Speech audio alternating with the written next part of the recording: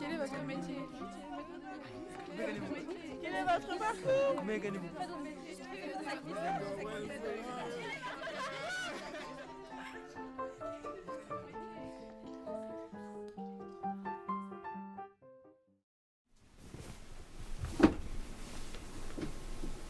Ah, ça buzz.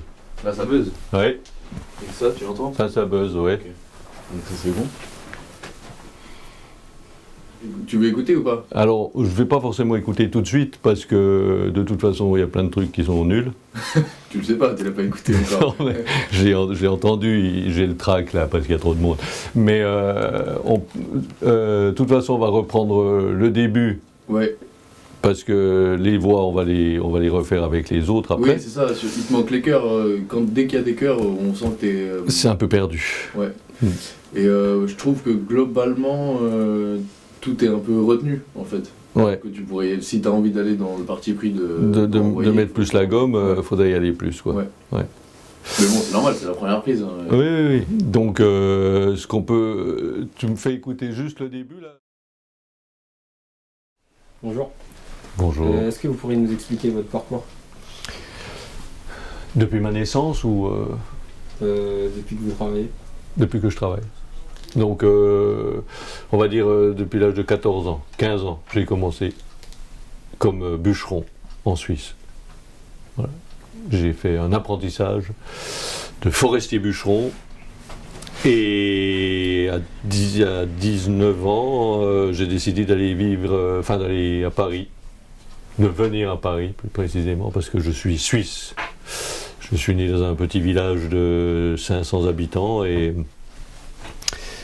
je suis venu vivre à Paris pour faire des études de cirque.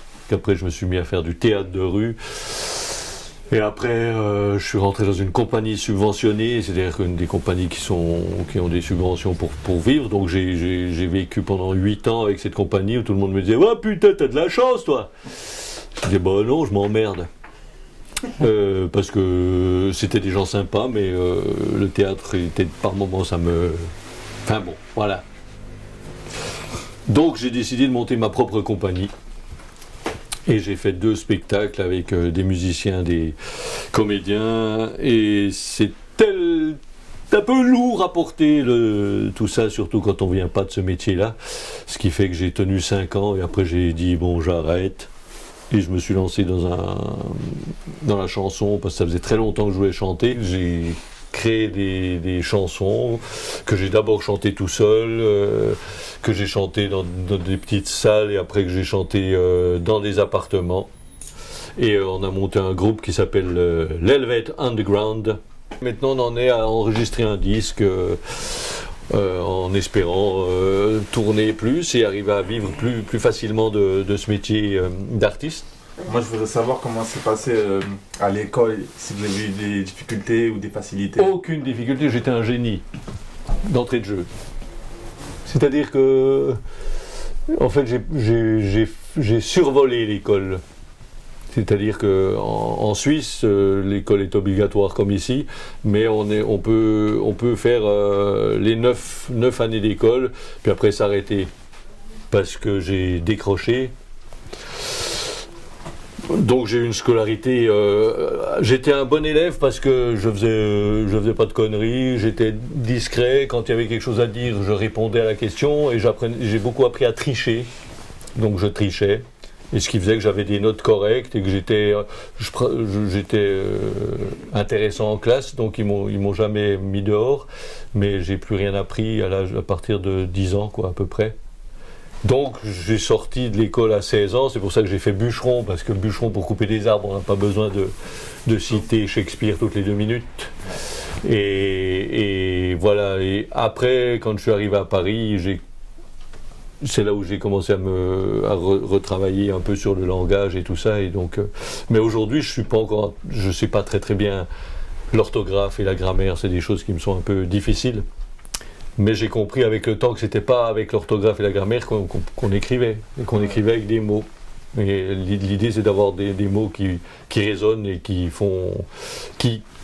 qui donne à voir ce qu'on a à l'intérieur, si tant est qu'on a quelque chose à l'intérieur. Mais on a tous quelque chose à l'intérieur. Et aussi, c'est pour savoir comment c'est passé, parce que j'ai appris que vous avez des difficultés sur l'écriture et la lecture. Comment vous êtes sorti De ça. de ça ouais. Maintenant, je me suis habitué à vivre comme ça, mais quand je suis arrivé à Paris, oui, c'était difficile. J'ai une anecdote toujours, c'est que la première fois que j'ai eu un carnet de chèques, j'ai rempli un chèque et j'avais marqué 11 dessus, 11 francs, c'était à l'époque. Et j'ai eu des grandes sueurs parce que 11, je ne savais pas du tout comment on écrivait ça, quoi. Et après, ça m'est revenu, je crois. O-N-Z-E ou un truc comme ça. Et je me suis rendu compte que c'était très... Enfin, oui, là, je me suis rendu compte que je savais vraiment pas écrire, que c'était compliqué, parce que j'avais cette histoire d'orthographe, comme on te dit, voilà. Donc, pendant des années, je pensais que je savais pas écrire. Puis à un moment, j'avais quand même envie d'écrire, donc j'ai écrit avec ce que je savais, quoi. Donc avec plein de fautes d'orthographe, plein de fautes de tout ça, quoi. Et puis je l'ai fait lire à un copain qui m'a dit « Mais putain, c'est beau ce que tu écris là, c'est de la poésie. Il faut le lire pour que le son, on entende le son et que le son donne le sens. » Et ça, j'ai appris ça, que c'est le son qui donne le sens aux mots. Donc l'importance des mots et de les entendre et de les utiliser à bon escient parce que c'est intéressant. Il s'est marré parce qu'il y a des mots qui étaient un peu pas écrits. Lui c'est un érudit vraiment qui a une science terrible et justement il me jugeait pas, quoi. Il a juste lu la poésie et à partir de là j'ai commencé d'écrire et en fait plus on écrit, plus on lit, plus on apprend à écrire et à lire, quoi. Donc maintenant je suis un peu plus érudit. Mais c'est pas facile, hein. Enfin, moi je vous le dis, c'est pas facile de pas savoir lire. Enfin, pas savoir lire. J'étais pas totalement analphabète puisque je connaissais les lettres, les mots et tout ça, mais surtout en France, on te dit si tu fais une faute d'orthographe, t'es bête, quoi. Ce qui est pas entièrement vrai. C'est une question, c'est pourquoi aujourd'hui vous êtes travaillé avec votre fils? Ah, c'est une bonne question parce que c'est un plaisir. Déjà, mais aussi parce qu'il est un super professionnel. Donc, il m'amène beaucoup de choses importantes au niveau du travail. Il est venu avec moi en tournée, un été. Et comme il faisait de la percussion déjà depuis longtemps, je lui ai dit un jour en spectacle, je lui ai dit viens sur scène et joue avec moi. Et puis après, ça lui a plu. Et puis on a commencé à monter le groupe, lui et moi. Donc on tournait aussi dans les appartements avec sa petite batterie, enfin avec une batterie que j'avais construite spécifique pour les appartements. Et puis au fur et à mesure, c'est lui qui est devenu maintenant le directeur artistique du spectacle, quoi, enfin du groupe. Mais il travaille avec plein d'autres groupes aussi. Lui, il a beaucoup d'activités. Qu'est-ce que vous aimez dans votre métier de chanteur? Alors, j'aime faire de la scène parce que c'est agréable. C'est une sensation une sensation de joie et de transmettre des choses au public, c'est agréable. Après, le métier de chanteur a aussi plusieurs cordes, c'est-à-dire que soit on chante les chansons des autres, soit on chante ses propres chansons. Et ça veut dire que soit on est auteur, soit on est interprète. Quand on est interprète, on a une certaine émotion qui se passe parce que on est content d'interpréter au mieux les choses que les autres ont écrites. Quand on est auteur, c'est plus compliqué parce qu'on dit quelque chose sur scène, quoi. Donc ça veut dire que on transmet un message à des gens et là la sensation est assez ambiguë, c'est-à-dire que par moment on est fier de ce qu'on dit et en même temps on se dit enfin en tout cas moi je me dis pourquoi est-ce que en quoi est-ce que ce que je dis est plus intéressant que quelqu'un d'autre. Donc moi, ça m'a posé beaucoup de questions et ça m'en pose encore beaucoup. Après, il y a un plaisir sur la scène, une jouissance d'être sur scène et d'être vu par des gens et que les gens vous applaudissent et tout ça, c'est très agréable. Ça fait plaisir à l'ego. Et de voir vos enfants travailler avec vous, ça vous donne quelle émotion? Alors, c'est il y a un peu de fierté, même si c'est pas très important d'être fier de ce qu'on a fait, mais il y a quand même quelque chose de ça et de la joie de pouvoir partager ça, parce que j'ai joué avec beaucoup de musiciens différents, avec beaucoup de comédiens aussi, et sur scène on partage des choses très intenses et des fois très difficiles, parce que les corps circulent, bougeant ensemble, des fois on a l'impression que ça bouge pas ensemble, que ça marche pas, qu'il y a quelque chose, ça respire pas ensemble. Avec les enfants, avec les deux grands, quand on est sur scène, il y a une respiration commune qui est très agréable, ce qui fait que quelque chose qui se fait naturellement, quoi. Et c'est vrai que ça, c'est incroyable, enfin incroyable à vivre, et visiblement les gens qui nous voient ressentent quelque chose de ça, quelque chose de spontané qui se fait naturellement. Donc c'est vrai que c'est très agréable. Après, avec d'autres gens sur scène, j'ai passé des moments bien aussi, hein, mais avec eux, il y a une qualité de mouvement, d'espace qui est très fort. Est-ce que les artistes et les acteurs, pour vous, ils sont responsables?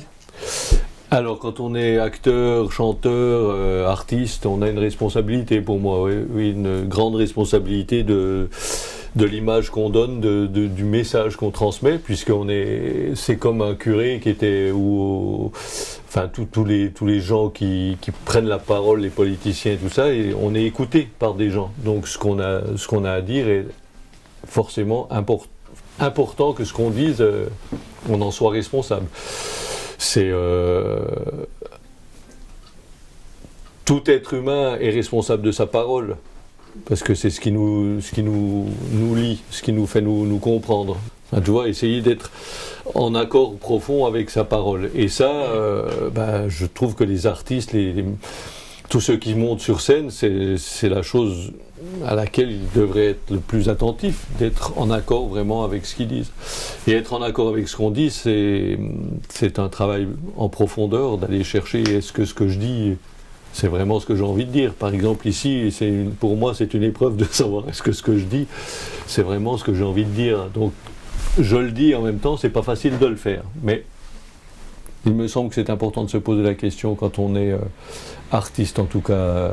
J'ai une question pour vous, c'est vous, qu'est-ce que vous auriez à dire au monde?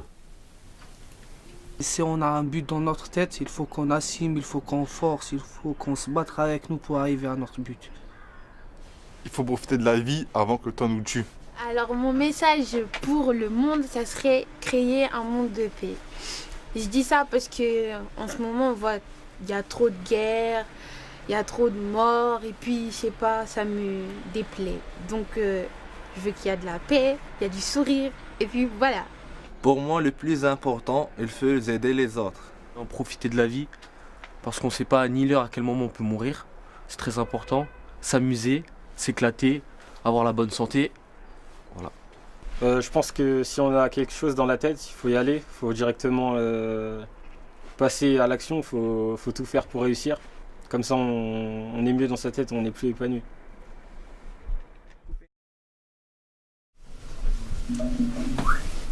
Écoutez.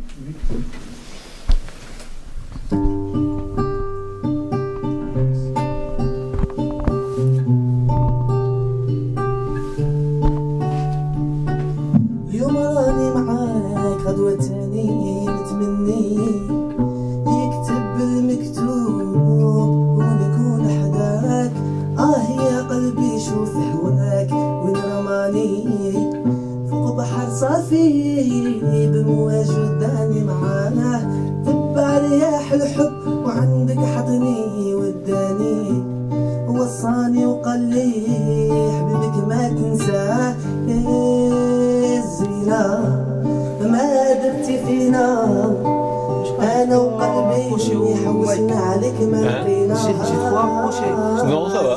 Après, c'est lui qui gère. ما درتي فينا انا وقلبي حوسنا عليك ما لقينا